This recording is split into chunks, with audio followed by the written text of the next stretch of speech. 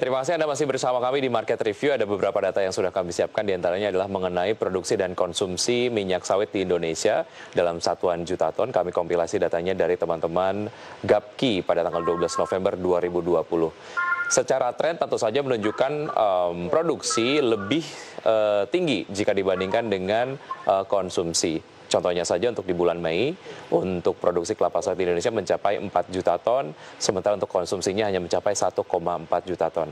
Kondisi yang kurang lebih sama juga terjadi di bulan Juni, kemudian di bulan Juli hingga September 2020. Dan data berikutnya adalah mengenai tren ekspor CPO di Indonesia. Secara data kami kumpulkan saja sampai dengan bulan Juli 2020.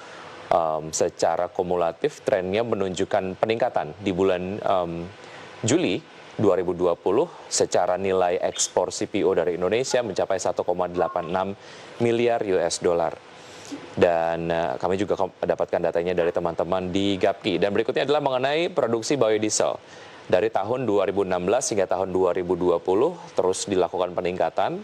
Contohnya saja untuk 2016 ada di 3,65 juta kiloliter, 2017 3,41 juta kiloliter, kemudian meningkat di tahun 2018 6,16 juta kiloliter, lalu di tahun 2020 ditargetkan produksi biodiesel di Indonesia mencapai 10 juta kiloliter.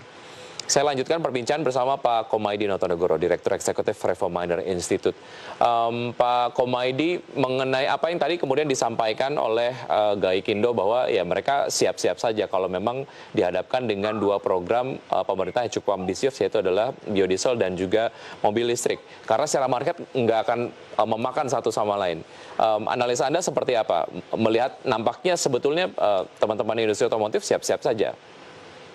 Iya, saya kira kalau teman pengusaha atau masyarakat kan selalu siap dengan apa yang diimplementasikan oleh pemerintah ya, Mas Diki. Jadi di satu sisi bisa benar, bisa tidak bahwa segmennya berbeda, tetapi secara teoritis memang segmennya berbeda, bahwa mobil listrik atau mobil yang ramah lingkungan umumnya adalah akan diakses oleh kita atau masyarakat yang sudah memberikan aspek lingkungan tadi menjadi prioritas, begitu Mas Diki. Baik. Nah, tetapi jumlahnya harus diukur juga, seberapa banyak yang kemudian di dalam membeli mobil katakanlah pertimbangan lingkungan gitu. Mungkin kalau berdasarkan survei pasar sampai hari ini dari 100% ya 90% masih harga gitu, belum lingkungan, dan yang 10% tadi kemungkinan juga sebarannya juga harus diperhatikan oleh teman-teman kayak gitu. Nah, kalau teman-teman sih intinya apa yang diterapkan pemerintah ya mereka akan melakukan penyesuaian atau adjustment, tetapi kalau boleh memilih ya kemudian mereka akan memilih mana yang paling potensial gitu, Mas. Tapi di dalam konteks kebijakan ini kan tentu tidak ada ruang bagi teman-teman Gaikindo untuk memilih kebijakan, karena ini sudah mandatori dari pemerintah, saya kira, Mas. Baik, kembali ke bahasan mengenai harga menjadi sebuah pertimbangan utama sebelum masyarakat mengkonsumsi sesuatu lah ya. Ini juga terjadi di biodiesel dan juga solar lah. Kalau dilihat dari disparitas harganya cukup tinggi. Kalau tadi di segmen awal disampaikan disparitas harganya antara 4.000 sampai dengan 5.000 rupiah. Artinya biodiesel lebih mahal dibandingkan solar. Sejauh mana ini sebetulnya juga menjadi satu hal yang harus segera diselesaikan, Pak Komaydi? Iya.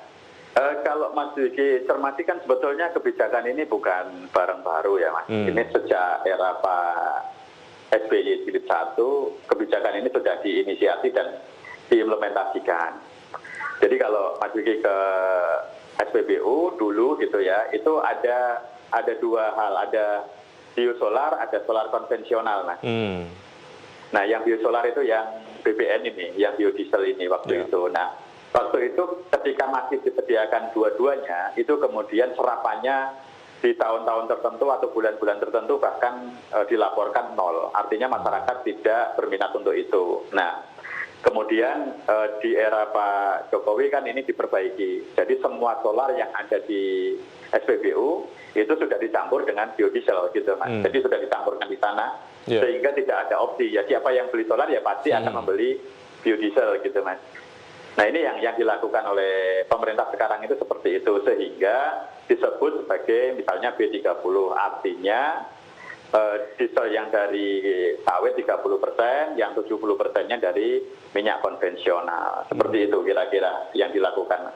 Ya, secara disparitas harga apa yang bisa dilakukan supaya mungkin masyarakat ya mempertimbangkan biodiesel menjadi sebuah pilihan yang cukup menarik karena ya ada value mengenai sebuah bahan bakar yang lebih ramah lingkungan, tapi secara harga juga nggak yang terlalu lebih mahal dibandingkan dengan solar.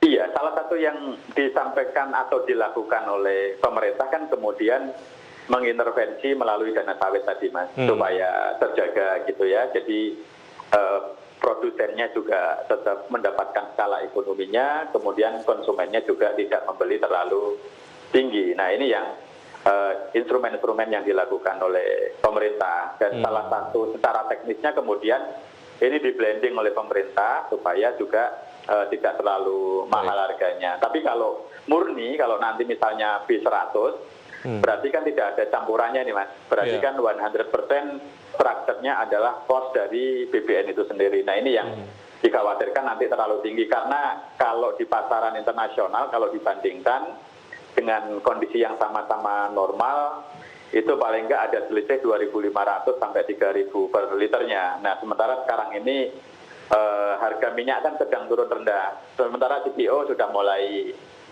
kembali ke titik normal gitu ya, menuju ke arah sana, sehingga disparitasnya semakin tinggi, pasti lebih besar dibandingkan Rp3.000 per liternya. Nah, biaya sebesar ini kan kalau beli BBM yang sekarang mungkin udah dapat setengah liter gitu Mas bedaannya. Nah ini hal-hal semacam ini kan tentu akan dikalkulasi oleh konsumen, karena dimanapun konsumen itu pasti rasional. Betul. Dan pertimbangan yang paling utama dibandingkan yang lain pasti harga. Ya. Baik, jika market biodiesel di dalam negeri masih menghadapi beberapa kendala lah, bagaimana dengan pasar biodiesel global? Apakah ini cukup menarik juga Pak Komaydi?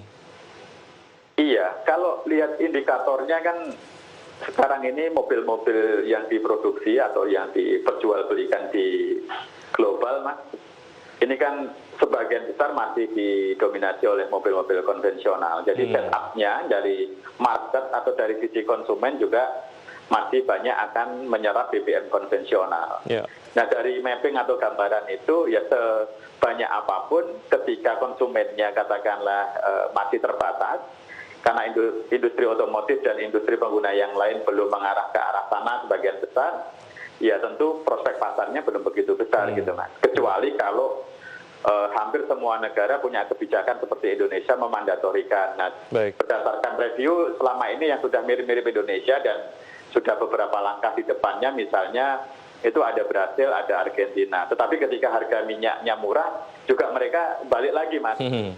Dilema lagi, kembali lagi ke BBM konvensional. Tetapi ketika harga minyak tinggi, ini BBM-nya cukup kompetitif untuk bersaing di pasaran gitu. Baik. Ya, yang paling kita kemudian lakukan adalah kesuksesan dari penanganan permasalahan di beberapa lini agar kemudian program biodiesel ini betul-betul bisa berjalan dengan baik. Pak Komaydi, terima kasih sudah bergabung bersama kami di Market Review. Waktu kita cukup pendek, sukses selalu, sehat selalu Pak Komaydi, sampai jumpa. Sama-sama Mas. Baik, dan pemirsa tetap di Market Review. Di paruh kedua kita akan membahas beberapa hal yang kemudian menarik. Usaha jeda berikut ini tetap di Market Review.